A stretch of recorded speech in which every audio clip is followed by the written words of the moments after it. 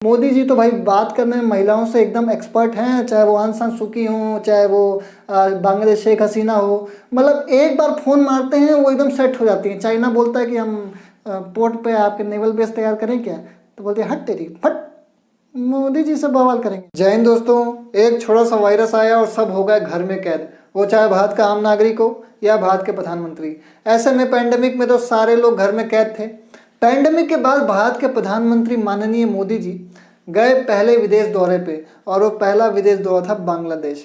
ऐसे में अभी हाल ही में न्यूज़ में आ रहा है कि बांग्लादेश जाके उन्होंने कई सारे महत्वपूर्ण विषयों पर चर्चा की, और साथ ही साथ वहाँ पे कई सारे एग्रीमेंट्स भी साइन किए जो कि बहुत इंपॉर्टेंट हैं हमारे इंडिया और बांग्लादेश के पर्सपेक्टिव से, डेवलपमेंट के पर्सपेक्टिव से। लेकिन एक जो विवाद था ना, वो अभी तक कंप्लीट नहीं हुआ, पूरा नहीं हुआ। जो विवाद 1983 चला आ रहा है और अभी तक सुलझ नहीं पाया है। हालांकि प्रधानमंत्री मोदी जी ने आश्वासन दिया है कि आने वाले टाइम में इसको जल्द से सुलझा देंगे, लेकिन ये अभी तक सुलझ नहीं पाया। क्या है ये विवाद? ये विवाद है तीस्ता नदी का विवाद। आखिर ये सुलझ क्यों नहीं पा रहा है? इसमें इंडिया का क्या टेक है, बांग्लादेश का क्या टेक है, और क्या इन दोनों के बीच में दिक्कतें आ रही हैं? इस पूरी बात को एक बहुत ही आसान भाषा में चर्चा करेंगे। नमस्कार दोस्तों, मैं हूं आशीष गुप्ता, आप सभी का हार्दिक स्वागत करता हूं। सबसे पहले आप देखिए नक्शे में, देखिए जो तीस्ता नदी है ये आपकी इंडिया में कांगसे ग्लेशियर से शुरू होती है, जो कि सिक्किम में है। लेक शो लामो लेक से शुरू होती है।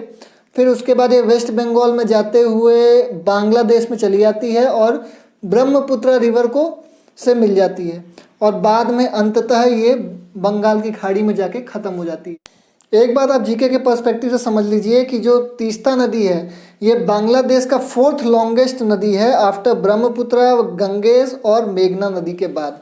इसका जो कुल लंबाई है वो 315 किलोमीटर लंबी है।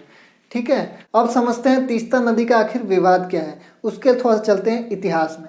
देखिए 1983 में ना, ये जो तीस्ता नदी है, नदी की तो अपनी खासियत होती है कि वो अपने मस्त मौला अपने ढंग में चलती है, कोई रुकावट नहीं होती है।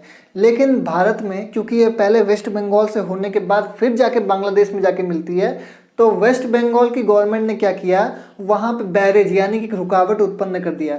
और बैरेज का रुकावट उत्पन्न करने का मोटिव ये था कि वो जो नदी है उसका रुख इस तरह से बदल दिया जाए जिससे कि बंगाल में जहाँ जहाँ पे एग्रीकल्चर लैंड है, जहाँ पे खेती वगैरह होती है, वहाँ पे वो पानी जा सके और वहाँ पे वो पानी का उपयोग करके सिंचाई वगैरह बहुत अच्छी तरह से फसल वगैरह उगा सकें, और साथ ही साथ बिजली उत्पन्न करने में भी इसका यूज़ कर सकें।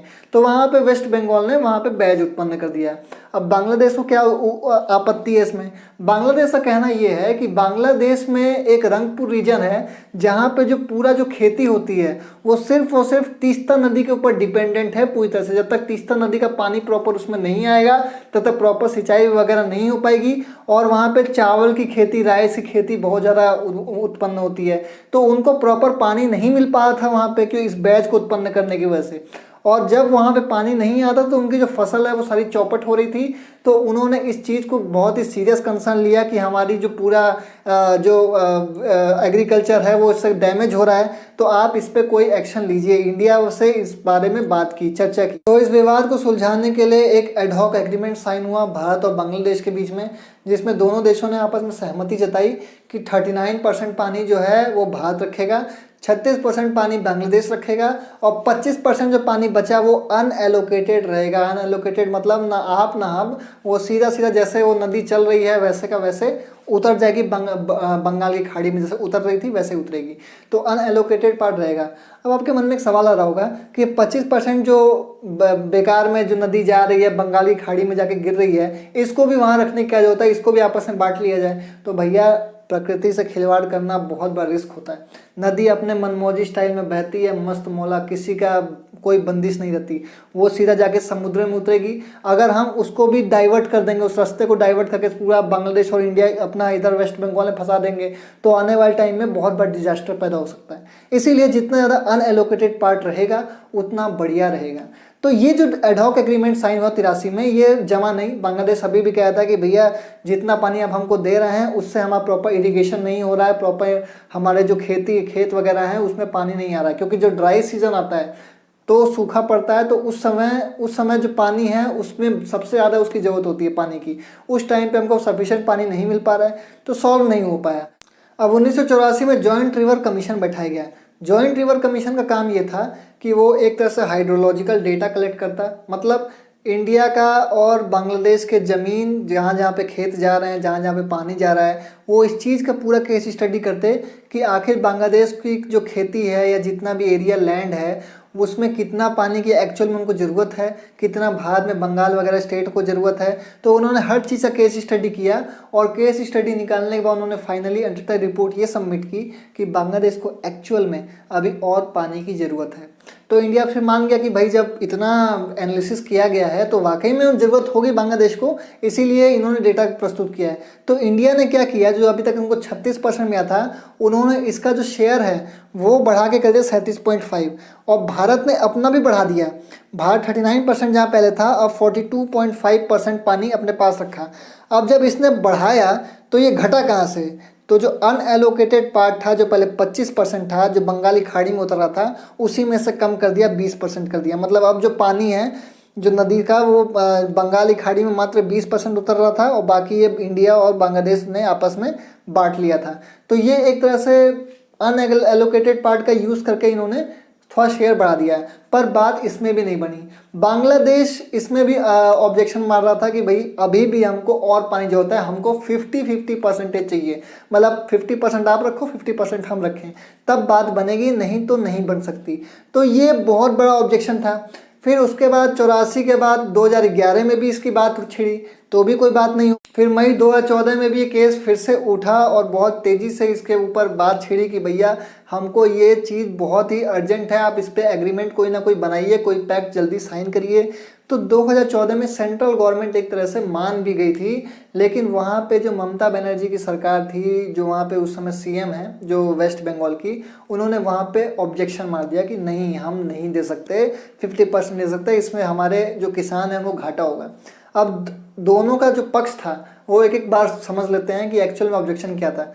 अब वेस्ट बंगाली गवर्नमेंट क्या बोल रही है कि अगर हम इक्वल शेयरिंग वाटर ट्रीटी पे साइन करते हैं तो हमारे यहाँ के किसान को बहुत बड़ा घाटा होगा। जो ड्राई सीज़न होता है, सूखा सीज़न होता है, उसमें पानी का लेवल इतना कम हो जाएगा कि हमारे जितनी भी खेत की फसलें हैं वो सारी बर्बाद हो जाएंगी और इससे अल्टीमेटली हमारी एग्रीकल्चर पे नुकसान पड़ेगा और हमारे जो फार्मर्स हैं, जो किसान हैं, वो बर्बाद हो जाएंगे पूरी तरह से।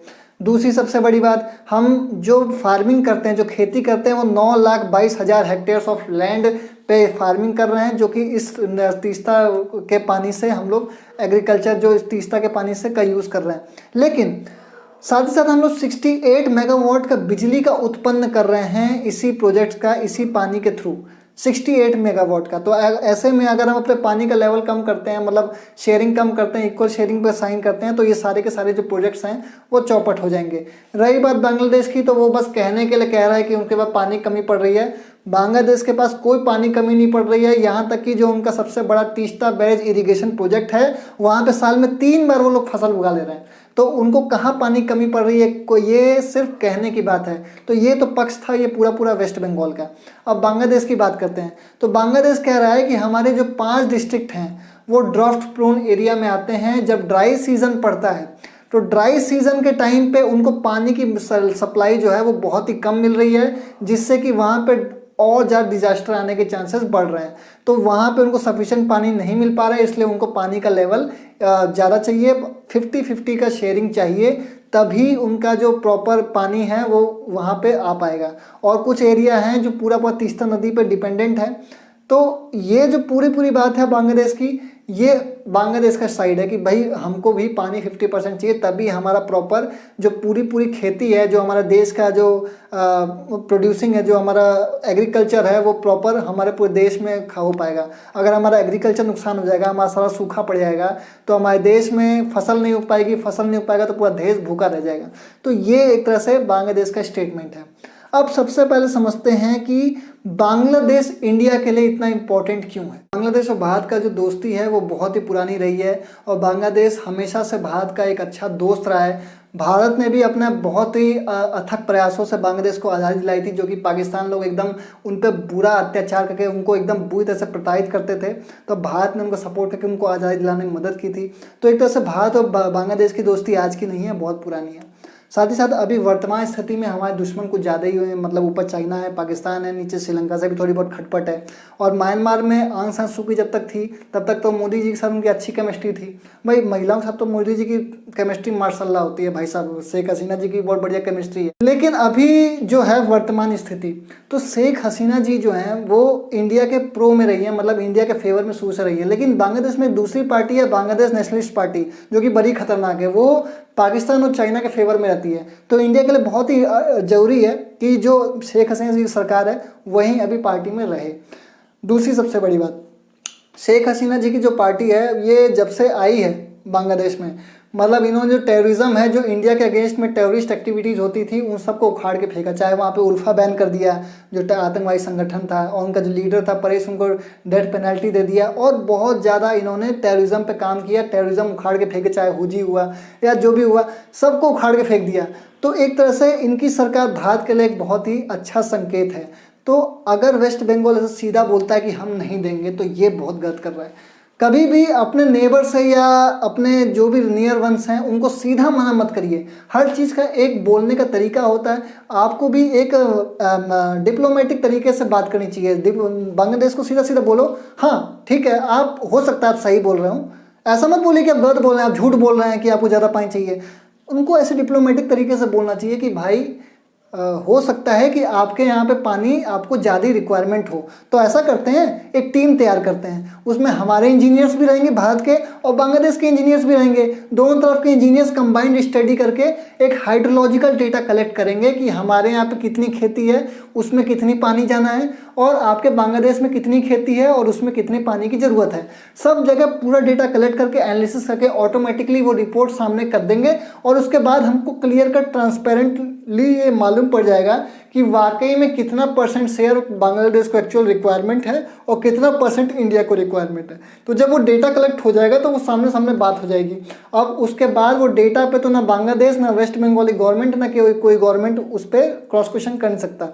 उसके बाद जो है मोदी जी तो भाई बात करने में महिलाओं से एकदम एक्सपर्ट हैं, चाहे वो आंग सान सूकी हों, चाहे वो बांग्लादेश शेख हसीना हो, मतलब एक बार फ़ोन मारते हैं वो एकदम सेट हो जाती हैं। चाइना बोलता है कि हम पोर्ट पे आपके नेवल बेस तैयार करें क्या, तो बोलते हैं हट तेरी फट, मोदी जी से बवाल करेंगे। किसी दिन उनसे टिप्स लेंगे, कभी मिलेंगे तो कहाँ से हम जब हाय लिखते हैं ना तो लड़कियाँ सीन करके छोड़ देती हैं।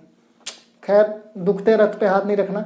लेकिन अब बात करते हैं देखिए बांग्लादेश की, तो बांग्लादेश को इस तरह से मैनिपुलेट किया सकता है। अगर वाकई में उनको पानी ज़्यादा रिक्वायरमेंट है तो वो जो एनालिसिस है, ये टीम की एनालिसिस है, वो आराम से उनको बता देगी।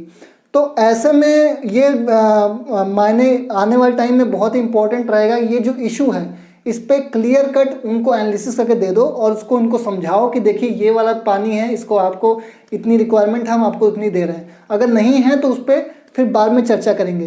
तो एक तरह से इस तरह से मैनिपुलेट करके बातों को डिप्लोमेटिकली बातों को समझाना पड़ेगा, तब जाके यहाँ पे बात बनेगी।